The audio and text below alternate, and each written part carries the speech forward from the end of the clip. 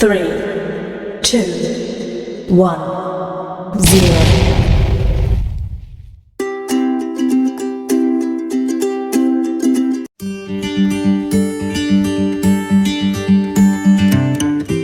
Hello పిల్లలు, welcome to high school maths channel. ఈ రోజు మన వీడియో లెసన్ వచ్చేసి 7వ తరగతి గణిత శాస్త్రంలో అధ్యాయం 2లో అభ్యాసం 5లో ఉండేటటువంటి లెక్కల గురించి చూద్దాం. అభ్యాసం 5లో ఉండేటటువంటి లెక్కల గురించి తెలుసుకోవాలంటే మనకు స్థాన విలువల పైన అవగాహన ఉండాలి. సహజంగా మీరు 6వ తరగతి వరకు ఏం చేశారంటే ఇక్కడ కనిపిస్తున్నటువంటి పట్టిక ఉంది కదా, ఈ పట్టికలో ఉండేటటువంటి స్థాన విలువలు మీరు నేర్చుకున్నారు. ఇక్కడ చూడండి ఏముంది, ఇది ఒక్కట్ల స్థానము, ఇది పదుల స్థానము, ఇది వందల స్థానము, ఇది వేల స్థానము, ఇది 10,000 స్థానము, ఇది లక్ష స్థానము, ఇది 10 లక్షల స్థానము,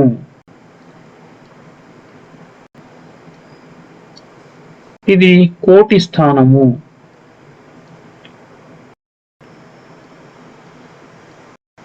ఇది 10 కోట్ల స్థానము,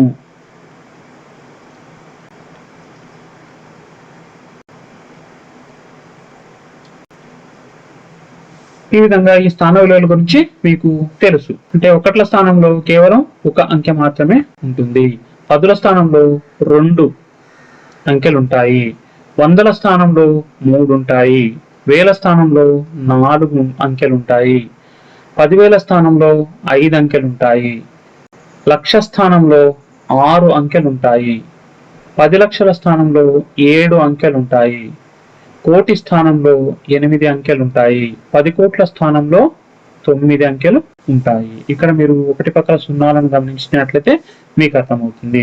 దీని తర్వాత మనకు దశాంశ స్థానము అంటే ఈ అభ్యాసం 1లో ఇక్కడ చూడండి, 1వ లెక్కలు 0.7 అని ఇచ్చిండు. మనకు 0 వరకు తెలుసు, ఈ 0 అనేది ఒకట్ల స్థానంలో ఉంది అనేది తెలుసు. మరి ఈ 0.7 అనేది ఏంది అనేది ఈ రోజు క్లాస్ లో మనం తెలుసుకుంటాం. 0.7ను మనం ఏమంటామంటే దశాంశ స్థానము అంటాం. ఈ దశాంశ స్థానం వస్తే మనము వీటిని ఏ విధంగా కూడాలి, ఏ విధంగా తీసివేయాలి అనేది మీరు 6వ తరగతిలో నేర్చుకున్నారు. అయితే ఏ విధంగా భాగించాలి అనేటటువంటి విషయాన్ని ఈ వీడియో క్లాస్లో 7వ తరగతిలో ఈ వీడియో క్లాస్లో మీరు నేర్చుకుంటారు. అది నేర్చుకోవడానికంటే ముందు ఇక్కడ దశాంశ, శతాంశ, సహస్రాంశ స్థానాలు అంటే ఏంటి, దీని తర్వాత వచ్చేటటువంటి స్థానాలు అంటే 10వ వంతు, 100వ వంతు, 1000వ వంతు, 10,000వ వంతు, లక్ష వంతు, ఈ విధంగా ఆ తర్వాత వచ్చేటటువంటి అన్ని అంకెల గురించి మీరు తెలుసుకుంటారు. ఇక్కడ చూడండి, మనము ఇది 1000వ వంతు అని అనుకుందాం.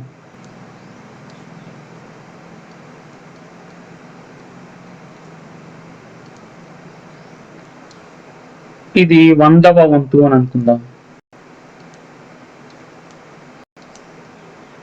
వంతు అంటే భాగించాలి అని. ఇది 10వ వంతు అని అనుకుందాం.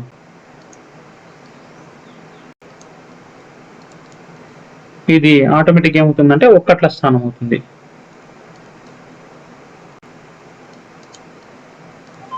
ఇది పదుల స్థానం, ఇది వందల స్థానం, ఇది వేల స్థానం, ఇది 10,000 స్థానం, ఇది లక్షల స్థానము, ఇది 10 లక్షల స్థానం. ఈ విధంగా మనకు స్థాన విలువలు మనకు పెరుగుకుంటూనే పోతుంటాయి. ఇక్కడ పోతేనేమో వంతు అని అంటుంది. దీన్ని ఏ విధంగా చూపించాలి, ఇదిగోండి ఒక్కట్ల స్థానంలో మనం కేవలం 1 రాస్తాం. ఏ అంకె ఉన్నా కూడా ఒక అంకె ఉంటే దాన్ని ఒక్కట్ల స్థానం అని చెప్పుకుంటాం. ఇక్కడ చూడండి, పదుల స్థానంలో 2 అంకెలను రాస్తాం. అదేవిధంగా వందల స్థానంలో 3 అంకెలను రాస్తాం. వేల స్థానంలో 4 అంకెలను రాస్తాం. అదేవిధంగా 10,000 స్థానంలో 5 అంకెలను రాస్తాం. అదేవిధంగా లక్షల స్థానంలో 6 అంకెలను రాస్తాం.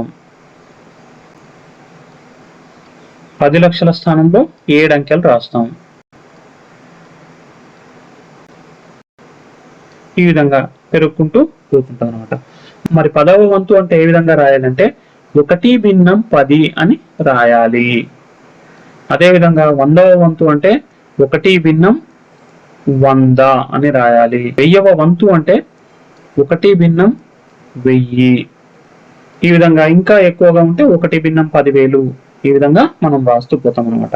వీటిపైన మీకు అవగాహన వచ్చినట్లయితే ఇక్కడ ఇచ్చినటువంటి ఈ లెక్కలను మీరు చాలా సునాయాసంగా చేయగలుగుతారు. ఈ పట్టికను మీరు నోట్బుక్ లో రాసుకోండి. మీకు ఫర్దర్ గా కూడా మళ్ళీ ఏమైనా లెక్కలు చేయాల్సి వచ్చినప్పుడు ఈ పట్టిక ఆధారంగా మీరు చాలా సునాయాసంగా లెక్కలను చేయవచ్చు. చూడండి, ఇక్కడ మనకు 1వ లెక్క ఏమి ఇచ్చిందంటే 0.7 లేదా 0.07 ఈ కింది వానిలో ఏది పెద్దది కనుక్కోండి అని అంటున్నాడు. 0.7 పెద్దదా 0.07 పెద్దదా అనేది మనం కనుక్కోవాలి. కనుక్కోవాలంటే ఏం చేయాలంటే వీటిని ఆ యొక్క స్థాన విలువలతో వీటిని గుణించాలి. ఇక్కడ చూడండి 0.7 ఇచ్చిండు. దీన్ని మనం ఏ విధంగా రాసుకుంటామంటే 7/10గా రాసుకోవాలి. మీకు ఇంకా ఈజీగా గుర్తుండాలంటే చూడండి, ఈ 0.7 ఉంది కదా, ఈ పాయింట్ తర్వాత ఉండే అంకెలు ఎన్నైనా ఉండని ఈ విధంగా రాసుకోండి. పాయింట్ తర్వాత 7 ఉంది కాబట్టి 7 రాసుకుంటున్నాను. ఇక్కడ పాయింట్ ఉంది కదా, భిన్నం పాయింట్ బదులు 1 రాసుకోండి. పాయింట్ తర్వాత ఎన్ని అంకెలుంటే అన్ని సున్నాలు రాయండి. మళ్ళీ చూడండి, ఇది 0.7 ఉంది కాబట్టి 7/10 వచ్చింది. ఇట్లా కాకుండా ఉదాహరణకు 0.78996 ఉందనుకోండి. దీన్ని మనం ఏ విధంగా రాసుకోవాలంటే పాయింట్ తర్వాత ఉండేటటువంటి అంకెలను యథావిధిగా రాసుకోవాలి. ఇంకోండి 78996 అని రాసుకుంటున్నాను. భిన్నం పాయింట్ కు బదులుగా 1 అని రాసుకోండి. ఆ తర్వాత ఎన్ని అంకెలు ఉంటే అన్ని సున్నాలు పెట్టండి. ఇక్కడ 4 అంకెలు ఉన్నాయి, 1 2 3 4 కాబట్టి 4 సున్నాలు పెట్టండి. 1 2 3 4 ఈ విధంగా పెడితే ఇది భిన్న రూపంలోకి మారుతుంది. భిన్న రూపం అంటే ఈ విధంగా ఇచ్చినప్పుడు వీటిని భిన్న రూపంలోకి మార్చడానికి ఈ విధంగా పాయింట్ తర్వాత ఎన్ని అంకెలు ఉంటే అన్ని సున్నాలు పెట్టుకోండి. పాయింట్ బదులుగా 1 రాసి ఈ విధంగా గుర్తుపెట్టుకోండి. మీరు 0.7 రాస్తే మనకి ఏమొచ్చింది 7/10 అనేది వచ్చింది. అదేవిధంగా 0.07 ఉంది కదా, దీన్ని కూడా రాసుకోండి. 0.07 దీన్ని మనం ఏ విధంగా రాసుకోవాలి? ఇంతకుముందు చెప్పినట్టు పాయింట్ తర్వాత ఎన్ని అంకెలు ఉన్నాయి? 07 ఉంది. భిన్నం పాయింట్ కు బదులుగా 1 ఎన్ని అంకెలు ఉన్నాయి? 1 2 అంకెలు ఉన్నాయి కాబట్టి 1 2 అని రాసుకోండి. అంటే పైన 07 రాసిన 7/100 రాసిన ఒకటే కాబట్టి దీన్ని ఈ విధంగా రాసుకోవచ్చు, 7/100 అని. ఇప్పుడు చూడండి, 7/10 పెద్దదా 7/100 పెద్దదా అంటే గత వీడియోలో నేను చెప్పడం జరిగింది రెండు భిన్నాలను పోల్చడం ఏ విధంగా అని చెప్పి. ఇదొక్క లెక్కకు మళ్ళీ ఒకసారి భిన్నాలను పోల్చడం ఏ విధంగా అనేది చెప్పి ఆ తర్వాత మిగతా ఈజీగా చెప్పుకుందాం. ఇప్పుడు మనకి ఏమొచ్చింది? 0.7 చేస్తే 7/10 వచ్చింది. అదేవిధంగా 0.07 చేస్తే మనకి ఎంత వచ్చింది అని అంటే 7/100 అని రావడం జరిగింది. ఈ రెండుని ఇక్కడ రాసుకుందాం, 7/10, 7/100. ఇప్పుడు ఈ రెండింటిని పోల్చాలంటే మనకు పోల్చలేము. ఎందుకు అనంటే ఇక్కడ హారాలు 10 ఉంది, ఇక్కడ 100 ఉంది. అప్పుడు ఏం చేయాలి మనము అనంటే మొదటి భిన్నంలో ఉండేటటువంటి హారంతో రెండో భిన్నంలో ఉండేదాన్ని లవహారాలను గుణించాలి. రెండో భిన్నంలో ఉండే హారంతో మొదటి భిన్నంలో ఉండేటటువంటి దాన్ని లవహారాలను గుణించాలి. ఇప్పుడు దీన్ని ఈ విధంగా రాసుకోవచ్చు మనం. 7/10 ఇంటూ రెండవ భిన్నంలో మనకేముంది? హారం 100 ఉంది కాబట్టి దీన్ని 100/100గా రాసుకుంటున్నాం. ఇక్కడేముంది మనకు 7/100 ఉంది. దీని వల్ల ఏం చేస్తున్నాను? మొదటి భిన్నంలో ఉండేటటువంటి హారంతో లవహారాలను గుణిస్తున్నాను. 10/10 ఇదేమవుతుంది మనకు?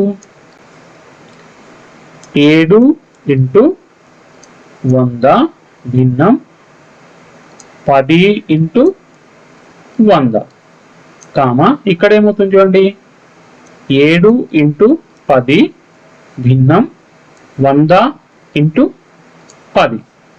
ఇప్పుడు చూడండి, 7 × 100 అంటే 700, భిన్నం 10 × 100 అంటే 1000.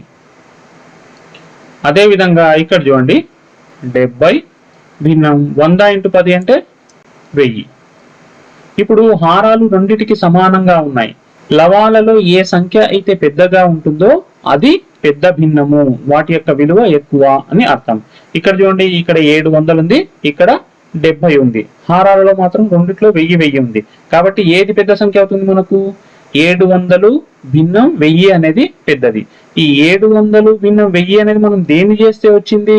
7 భిన్నం 10ని చేస్తే వచ్చింది. ఈ 7 భిన్నం 10 దేనికి సమానం? 0.7కు సమానం. కాబట్టి కింద మనం ఏం రాస్తామంటే 0.7 0.07లలో 0.7 పెద్దది అని రాయొచ్చు. లేదా 0.7 ఈజ్ గ్రేటర్ దాన్ 0.07 ఈ విధంగా కూడా రాయొచ్చు. ఈ ప్రాసెస్ అంతా నేను గత వీడియోలో చెప్పాను. ఇప్పుడు మళ్ళీ ఒకసారి మీకు అర్థం కావాలని చెప్పాను. కాబట్టి ఈ విధంగా మీరు సునాయాసంగా ఈ లెక్కలను చేయవచ్చు. ఇది మొదటి లెక్కకు సంబంధించినటువంటి జవాబు. ఇక్కడ రెండో లెక్క చూడండి, 7, 8.5 7 లేదా 8.5 ఏది పెద్దది అని అంటున్నాడు. మనము ఇక్కడ 7 తర్వాత ఏం లేదు అంటే ఈ విధంగా రాసుకోవచ్చు, 7.0 అని రాసుకోవచ్చు. ఇక్కడ 8.5 అని ఉంది. ఇప్పుడు ఒకటో స్థానంలో చూడండి, ఇక్కడ 8 ఉంది, ఇక్కడ 7 ఉంది. 8 అనేది పెద్దది కాబట్టి మీరు ఈ విధంగా రాసుకోవచ్చు, 7.0 ఈజ్ లెస్ దాన్ 8.5 అని రాసుకోవచ్చు. లేదా ఈ 8.5లోకి వెళ్ళి 7.0 తీసేస్తే కూడా మనం 8.5 పెద్దది అనేది తెలుస్తుంది. ఇదిగోండి 8.5 7.0 ఒకదాని కింద ఒకటి రాస్తున్నాం, దీన్ని తీసేస్తున్నాం. 5లో 0 పోతే 5, 8లో 7 పోతే 1. అంటే 7 కన్నా 8.5 అనేది 1.5 ఎక్కువ విలువను కలిగి ఉంది కాబట్టి ఇది పెద్దది. ఇది దీని యొక్క జవాబు. మూడో లెక్క చూడండి, 1.47 లేదా 1.51 అని ఇచ్చిండు. ఈ రెండిట్లో ఏది పెద్దది మనకు చూస్తే తెలిసిపోతుంది, ఏది 1.51 పెద్దది అని. ఇది చూడండి, దీన్ని తీసేద్దాం. ముందు 1.51 కింద 1.47 రాసుకోండి, తీసేయాలి. ఈ 7లో ఈ 1లో 7 పోదు కాబట్టి మనం ఏం చేస్తాం, ఇక్కడ క్యారీ తీసుకుంటాం. ఇక్కడ 11 అవుతుంది, 11లో 7 పోతే 4, అదేవిధంగా 4లో 4 పోతే 0, ఇక్కడ 1లో 1 పోతే 0. అంటే 1.51 అనేది 1.47 కన్నా పెద్దది. దీని విధంగా రాయండి. లేదా 1.47 అనేది 1.51 కన్నా చిన్నది అని కూడా రాసుకోవచ్చు. ఇది దీని యొక్క జవాబు. పద్ధతి ఏ విధంగానైనా చేయొచ్చు, మనకి ఇష్టం వచ్చిన పద్ధతిలో చేయొచ్చు, కానీ ఆన్సర్ కరెక్ట్ వస్తే చాలు. తర్వాత లెక్క చూడండి, 6, 0.66 అని ఇవ్వడం జరిగింది. మొట్టమొదటగా 6ను మనం ఏ విధంగా రాసుకుంటాం, 6.0 లేదా 6.00 అని రాసుకోవచ్చు. ఇక్కడ రెండవది 0.66 అని ఇవ్వడం జరిగింది. ఒకట్ల స్థానంలో ఇక్కడ 6 ఉంది, ఇక్కడ 0 ఉంది.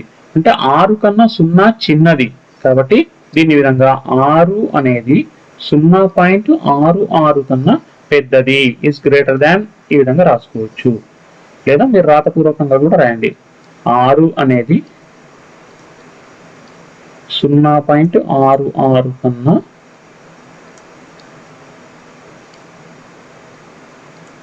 పెద్దది, ఈ విధంగా రాస్తే సరిపోతుంది. ఇది మొదటి బిట్కి సంబంధించినటువంటి లెక్క జవాబులు. తర్వాత చూడండి, కింది వాన్ని రూపాయలలో దశాంశ సంఖ్యతో సూచించండి అని అంటున్నాడు. ఇక్కడ చూడండి, మొదటిది 9 పైసలు అని ఇచ్చిండు.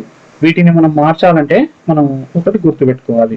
ఏంది అని అంటే, ఇక్కడ చూడండి, 1 రూపాయి = 100 పైసలు అని గుర్తుపెట్టుకోండి. మనకేమంటున్నాడు, 9 పైసలను చూపించండి అని అంటున్నాడు. ఏ విధంగా? దశాంశ సంఖ్యతో చూపించండి అని అంటున్నాడు. అప్పుడు ఏం చేయాలంటే, 9ని 1 రూపాయికి ఎన్ని పైసలు అని చెప్పినాం, 100 పైసలు అన్నాం కాబట్టి 100తో భాగించాలి. ఇది 9/100 అనేది దశాంశ రూపము. దీన్ని ఈ విధంగా కూడా రాసుకోవచ్చు. 9ని 100తో భాగిస్తే మనకు ఎంత వస్తుంది అని అంటే 0.09 ఇదిగోండి 9 పైసలు అంటే 0.09 రూపాయలు. అంటే 9 పైసలను రూపాయలకి మార్చాలి అంటే ఏం చేయాలంటే వాటిని 100తో భాగించాలి. 100తో భాగిస్తే మనకు ఈ విధంగా జవాబు వస్తుంది. రెండవ లెక్క 77 రూపాయల 7 పైసలు అని అంటున్నాడు. ఇదిగో చూడండి 77 రూపాయలు అట్లే రాస్తాం. 7 పైసలను మనం మళ్ళీ రూపాయలకు మార్చాలంటే ఏం చేయాలంటే 7ను కూడా 100తో భాగించాలి.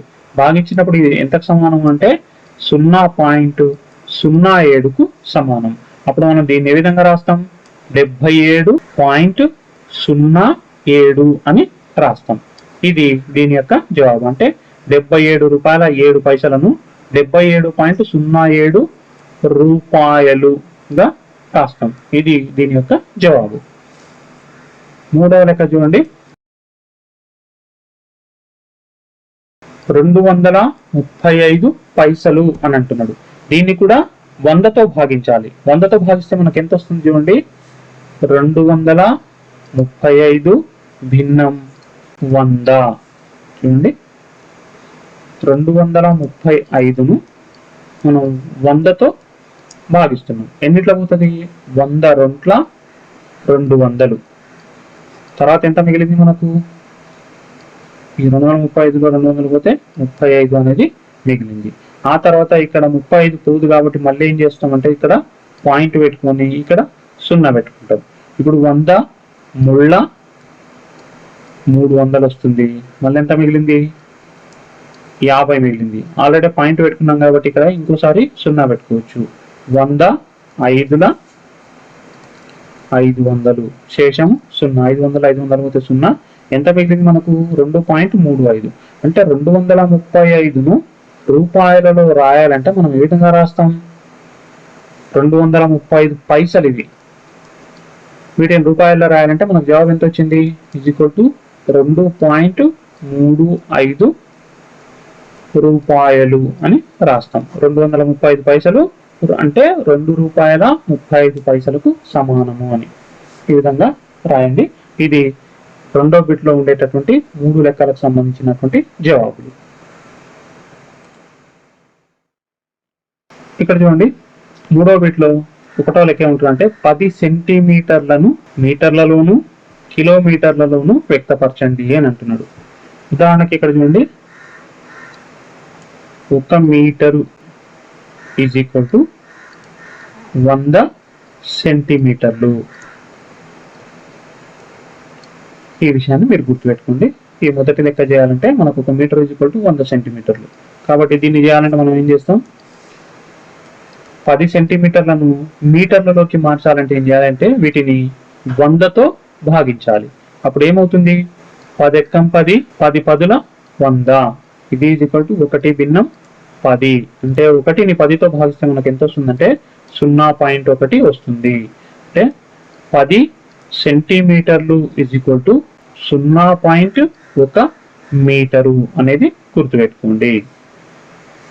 మీకు ఈ విధంగా లెక్క చేయడానికి రావాలంటే 1 మీటర్కి ఎన్ని సెంటీమీటర్లు అనేది తెలియాలి. తెలిస్తే మనం ఈ విధంగా రాసుకోవచ్చు. ఇప్పుడు మీటర్లకు మార్చాం. మళ్ళీ ఏమంటున్నాడు కిలోమీటర్లోకి కూడా మార్చండి అని అంటున్నాడు. ఇప్పుడు 1 కిలోమీటరు =1000 మీటర్లుగా గుర్తించండి. చూడండి దీన్ని 10 సెంటీమీటర్లను కిలోమీటర్లకు మార్చాలంటే మనం ఏం చేయాలంటే 1 కిలోమీటర్ = 1000 మీటర్లు అని అంటున్నాం. 1 మీటర్ = 100 సెంటీమీటర్లు అంటున్నాం. ఇప్పుడు సెంటీమీటర్లను మనం కిలోమీటర్లకు మార్చాలంటే ఏం చేయాలంటే ఇచ్చినటువంటి దాన్ని అంటే ఈ 1000ని 100తో గుణించండి. మనకు ఎంత వస్తుందంటే 1,00,000 వస్తుంది. మనం ఏం చేయాలి ఇప్పుడు దీన్ని మార్చాలి అంటే 10 భిన్నం 1,00,000 రాసుకోవాలి. 5 సున్నాలు. ఇప్పుడు చూడండి ఈ 0 కొట్టుపోయింది. మనకు ఎంత మిగిలింది 1 భిన్నం 10,000 మిగిలింది. ఈ 1 భిన్నం 10,000ను మనం పాయింట్లలో మారుస్తే ఏమవుతుందంటే 0.1234 1 ఇన్ని కిలోమీటర్లు మీటర్లు అంటే 10 సెంటీమీటర్లు ఈజ్ ఈక్వల్ టు 0.00001 కిలోమీటరు. ఈ విధంగా రాయండి. ఇక్కడ చూడండి 45 మిల్లీమీటర్లను సెంటీమీటర్లలోకి కిలోమీటర్లలోకి వ్యక్తపరచండి అని అంటున్నాడు. ఇది చేయాలంటే మనకి ఏం తెలవాలంటే 1 సెంటీమీటరు ఈజ్ ఈక్వల్ టు 10 మిల్లీమీటర్లు, 1 మీటరు ఈజ్ ఈక్వల్ టు 100 సెంటీమీటర్లు, 1 కిలోమీటర్ ఈజ్ ఈక్వల్ టు 1000 మీటర్లు. ఈ 3 అంశాలు మనం గుర్తించుకున్నట్లయితే ఈ లెక్కను చాలా సునాయాసంగా చేయొచ్చు. 1 సెంటీమీటరు 10 మిల్లీమీటర్లకు, 1 మీటరు 100 సెంటీమీటర్లకు, 1 కిలోమీటరు 1000 మీటర్లకు సమానం. ఈ 3 అంశాలు మనం గుర్తుంచుకున్నట్లయితే ఈ లెక్కను చేయవచ్చు. ఏమంటున్నాడు? 45 మిల్లీమీటర్లను మొదటగా సెంటీమీటర్లకి మార్చండి అని అంటున్నాడు. మిల్లీమీటర్లను మనం సెంటీమీటర్లకు మార్చాలంటే ఏం చేయాలంటే వాటిని 10తో భాగించాలి. 10తో భాగిస్తే ఏమొస్తుంది మనకు? 45ను 10తో భాగిద్దాం. 10 4ల 40, 5 మిగిలింది. 10 కన్నా 5 చిన్నగా ఉంది కాబట్టి ఇక్కడ పాయింట్ పెట్టుకొని తర్వాత ఇక్కడ 0 పెట్టుకోవాలి. ఇప్పుడు 10 5ల 50 కాబట్టి శేషం 0. అంటే మనకు ఇది ఎంతకు సమానము? 4.5 సెంటీమీటర్లకు సమానం. 45 మిల్లీమీటర్లు 4.5 సెంటీమీటర్లకు సమానము. ఇది ఈ బిట్లో ఉండేటటువంటి రెండో బిట్లో మొదటి దానికి జవాబు. అదేవిధంగా కిలోమీటర్లలో వ్యక్తపరచండి అని అంటున్నాడు. ఈ కిలోమీటర్లలో వ్యక్తపరచండి అనేటటువంటి అంశాన్ని దీన్ని ఉదాహరణగా తీసుకుని ఈ లెక్కను అర్థం చేసుకుని మీరు చేసే ప్రయత్నం చేయండి. ఒకవేళ మీకు రానట్లయితే నాకు కామెంట్ రూపంలో తెలియజేయండి. దీన్ని నేను మళ్ళీ వివరించే ప్రయత్నం చేస్తాను. 4వ బిట్ చూడండి. కింది వాణిని కిలోగ్రాములలో వ్యక్తపరచండి అని అంటున్నాడు. ఇక్కడ 1 కిలోగ్రామ్ కేజీ అని అంటాం మనం ఈజ్ ఈక్వల్ టు 1000 గ్రాములు అని గుర్తించుకోండి. ఇప్పుడు చూడండి 190 గ్రాములను కిలోగ్రాములలోకి మార్చాలంటే మనం ఏం చేయాలంటే 190 భిన్నం 1000ని రాసుకోవాలి. ఈ 190ను మనం 1000తో భాగిస్తే ఏదైతే వస్తుందో అదే కిలోగ్రాములు అవుతుంది. 190/1000 ఉంది కదా. ఇప్పుడు చూడండి ఈ 0 కొట్టేస్తే మనకి ఎంత మిగిలింది అని అంటే 19 భిన్నం 100 మిగిలింది. ఈ 19ని మనము 100తో భాగించాలి. ఇప్పుడు చూడండి 19 అనేది 100 కన్నా చిన్నగా ఉంది కాబట్టి మనం ఏం చేస్తాం? ఇక్కడ 0 రాసుకొని ఒక పాయింట్ పెట్టుకుంటాం. మళ్ళీ ఇక్కడ 0 రాసుకుంటాం. ఇప్పుడు ఎన్నిట్లో పోతుంది? 190 100 ఒక్కట్లో పోతుంది. 100 ఒక్కట్ల 100. ఎంత మిగిలింది మనకు? 90 మిగిలింది. ఆల్రెడీ పాయింట్ పెట్టుకున్నాం కాబట్టి ఇక్కడ ఇంకో 0 రాసుకోవచ్చు. మళ్ళీ ఇప్పుడు 109ల 900 శేషం 0. మనకు జవాబు ఎంత వచ్చింది? 0.19. ఏమిటివి? కిలోగ్రాములు లేదా కేజీ అని కూడా రాసుకోవచ్చు. అంటే 190 గ్రాములను మనం కిలోగ్రాములకు మారిస్తే ఎంత వస్తుంది? 0.19 కిలోగ్రాములుగా వస్తుంది. ఇది ఈ మొదటి లెక్క యొక్క జవాబు. 4వ బిట్లో రెండో లెక్క చూడండి. 247 గ్రాములు ఇవ్వడం జరిగింది. దీన్ని ఏమంటున్నాడు? కిలోగ్రాములకు మార్చండి అని అంటున్నాడు. కిలోగ్రాములకు మార్చాలంటే ఏం చేయాలి? 1000తో భాగించాలి. 247 భిన్నం 1000. ఇప్పుడు 247ను 1000తో భాగిస్తే మనకి ఏమొస్తుంది చూద్దాం. 247 భాగహారం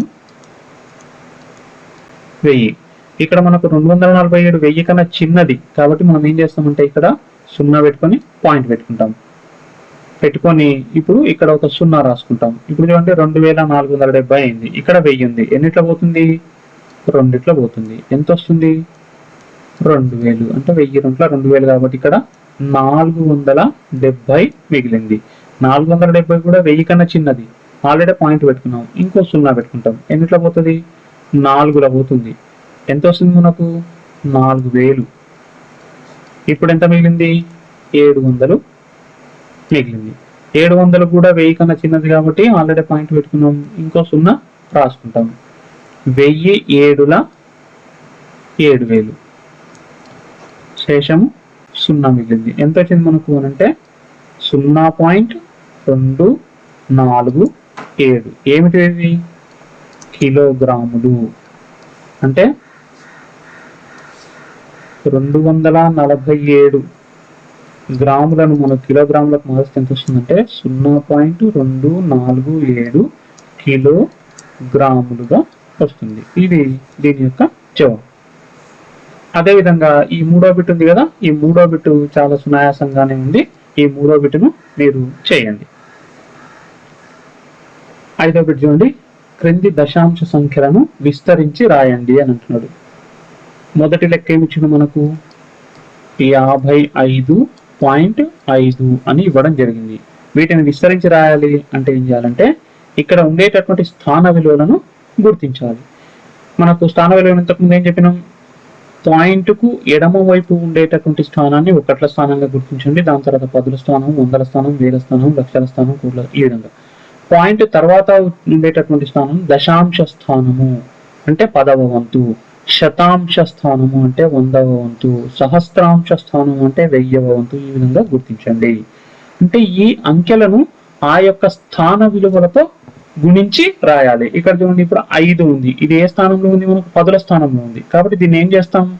5 × 10తో గుణించి రాస్తాం, మధ్యలో ప్లస్ రాస్తాం. అదేవిధంగా ఈ 5 అనేది ఒకట్ల స్థానంలో ఉంది కాబట్టి ఈ 5ను 1తో గుణించి రాస్తాం, మధ్యలో ప్లస్ రాస్తాం. అదేవిధంగా ఈ పాయింట్ తర్వాత ఉండేటటువంటి 5ను ఏం చేస్తామంటే 10తో భాగించి రాస్తాం. అంటే ఇప్పుడు చూడండి, 5 × 10 ఏమవుతుంది? 50 ప్లస్ 5 ఎక్కం 5 ప్లస్ 5 భిన్నం 10 అదే విధంగా ఉంటుంది. అంటే 55.5 యొక్క విస్తరణ రూపము ఇది. ఈ విధంగా రాయాలి. ఓకేనా? అదేవిధంగా రెండో లెక్క చూద్దాం. రెండో లెక్క ఏమి ఇచ్చిండు మనకు? 5.55 అని ఇవ్వడం జరిగింది. ఇక్కడ అంటే పాయింట్కు ఎడమ వైపు మొట్టమొదటిగా ఉండేటటువంటి స్థానాన్ని మనం ఒకట్ల స్థానాన్ని గుర్తిస్తాం కాబట్టి దీన్ని దేంతో గుణించాలి? 5 × 1తో గుణించాలి, మధ్యలో ప్లస్ రాయాలి. ఇక్కడ ఏముంది? పాయింట్ తర్వాత ఉండేది దశాంశ స్థానం అంటే 10వ వంతు కాబట్టి 5ను 10తో భాగించాలి. ప్లస్ ఇక్కడ ఏముంది? 100వ స్థానం కాబట్టి ఈ 5ను 100తో భాగించి రాయాలి. ఇప్పుడు చూడండి, 5 ఎక్కం 5 ప్లస్ 5 భిన్నం 10 ప్లస్ 5 భిన్నం 100గా రాస్తాం. అంటే 5.55 యొక్క విస్తరణ రూపము ఈ విధంగా రాస్తాం. ఇంకో విషయాన్ని గుర్తుపెట్టుకోండి, పాయింట్ తర్వాత ఎన్ని అంకెలైనా ఉండని వాటిని ఒక్కొక్క అంకెతోనే చదవాలి. దీన్ని 0.55 అని చదవకూడదు, 0.55 అనే చదవాలి. ఇక్కడ మూడవ లెక్క చూడండి, 303.03 అని ఇవ్వడం జరిగింది. ఇక్కడ వీటి యొక్క విస్తరణ రూపాన్ని గురించి కూడా చూద్దాం. 3 × 100 plus 0 × 10 plus 3 × 1 plus 0 భాగహారం 10 plus 3 భాగహారం 100. 3 × 100 300 plus 0 × 10 0 plus 3 ఎక్కం 3 plus 0 ఏమి ఉన్న వాటి విలువ 0కే సమానం కావున ఇక్కడ 0 రాస్తాం. ప్లస్ 3 భిన్నం 100 యథావిధిగా రాసుకుంటాం. చూడండి, 300.03 మనం విస్తరించి రాస్తే ఏమొచ్చిందంటే 300 ప్లస్ 3 ప్లస్ 3 భిన్నం 100 అనేది వచ్చింది. ఇది దీని యొక్క విస్తరణ రూపం. అదేవిధంగా ఇక్కడ ఇంకో 2 లెక్కలు ఇచ్చిండు. మీరు వీటి యొక్క విస్తరణ రూపం రాసే ప్రయత్నం చేయండి.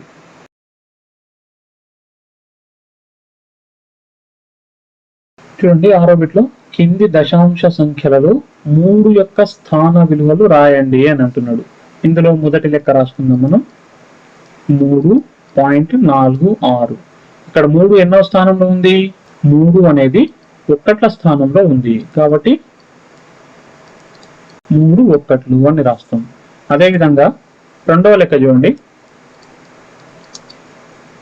32.46 అని ఇచ్చిండు. 3 ఎన్నో స్థానంలో ఉంది? మనకు 10ల స్థానంలో ఉంది కాబట్టి 3 10 దట్ ఈజ్ ఈక్వల్ టు 30 అని రాస్తాం. అదేవిధంగా మూడవ లెక్క చూడండి.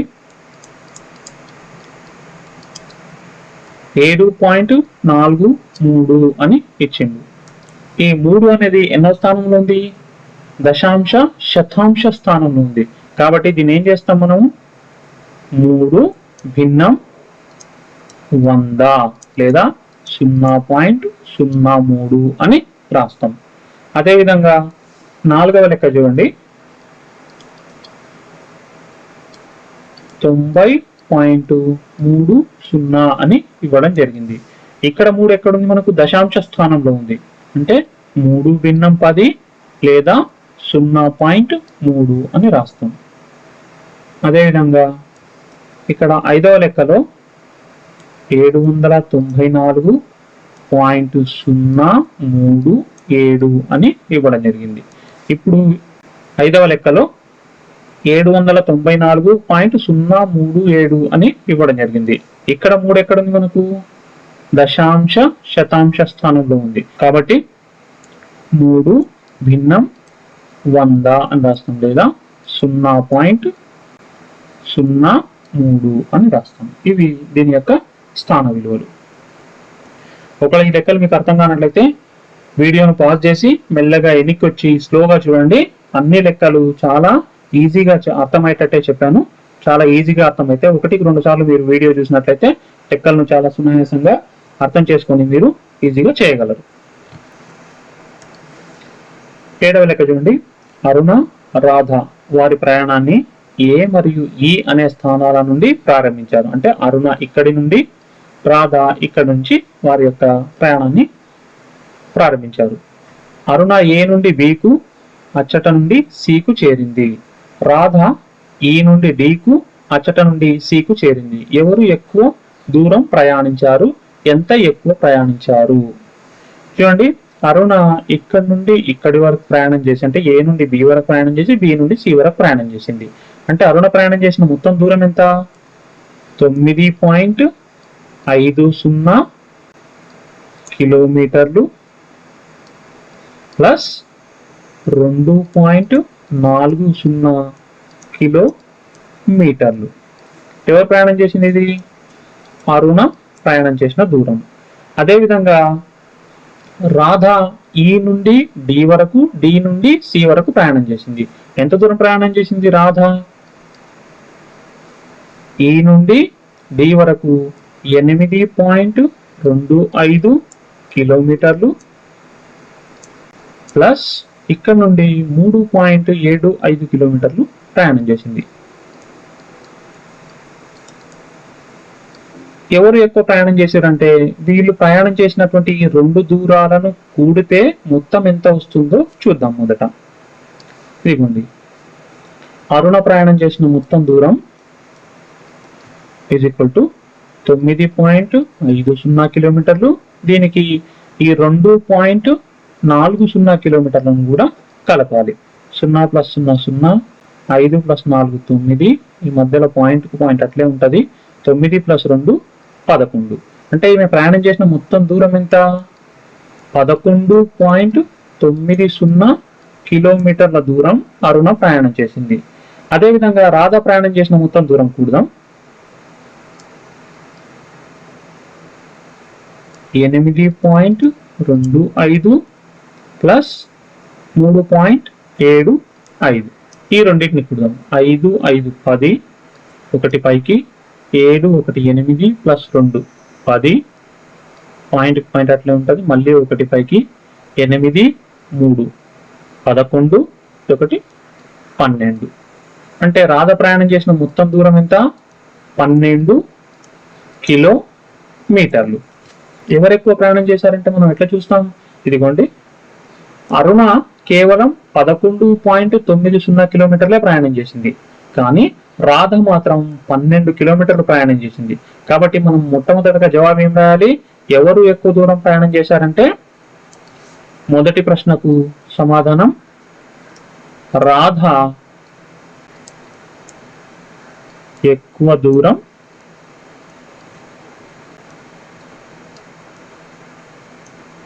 ప్రయాణించింది.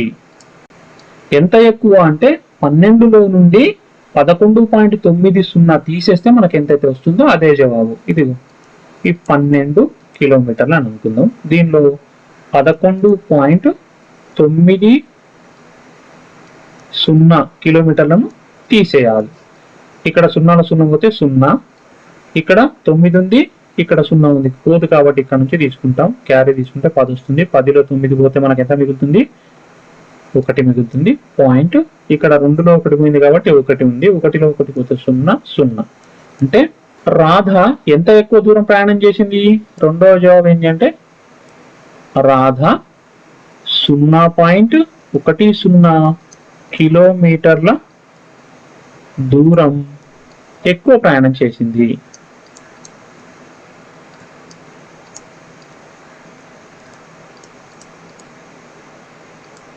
ఈ విధంగా రాయాలి. ఇది ఈ లెక్క యొక్క జవాబు. చూడండి, 8వ బిట్టు.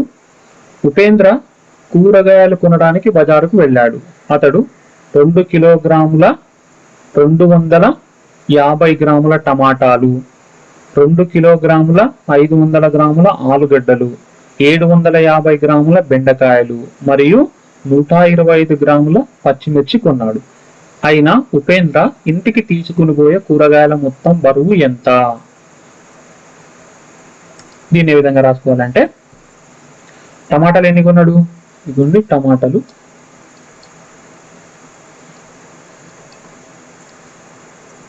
2 కిలోగ్రాముల 250 గ్రాములు కొన్నాడు. అదేవిధంగా ఆలుగడ్డలు ఎన్ని కొన్నాడు?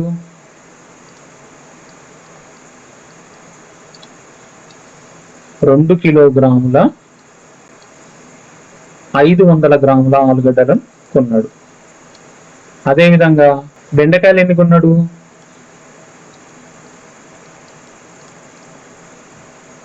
కేవలం 750 గ్రాములు మాత్రమే కొన్నాడు. అంటే దీన్ని 0.750 అని రాసుకుంటాం.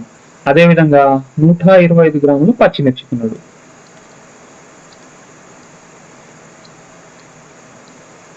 గ్రాములు అంటున్నారు కాబట్టి దీన్ని కూడా 0.125 అని రాసుకుంటాం. ఈ విధంగా 4 రకాల కూరగాయలు ఆయన తీసుకున్నాడు. మొత్తం అంటున్నాడు కాబట్టి ఈ మొత్తం అంటే ఏం చేయాలంటే ఇచ్చినటువంటి వాటిని కూడాలి. చూడండి, ఈ మొత్తాన్ని కూడితే మనకి ఎంత వస్తుందంటే, ఈ మొత్తాన్ని కూడితే మనకి ఎంత వచ్చింది అంటే 5.625 కిలోగ్రాములు. అంటే ఉపేంద్ర ఇంటికి మొత్తం ఎంత బరువున్న కూరగాయలు తీసుకెళ్తున్నాడు? 5.625 కిలోగ్రాములు అంటే కేజీల కూరగాయలను ఇంటికి తీసుకెళ్తున్నాడు. ఇది ఈ లెక్క యొక్క జవాబు. ఈ వీడియో కనుక మీకు నచ్చినట్లయితే లైక్ చేయండి, మీ ఫ్రెండ్స్ అందరికీ షేర్ చేయండి. హై స్కూల్ మ్యాథ్స్ ఛానల్ను సబ్స్క్రైబ్ చేసుకోండి.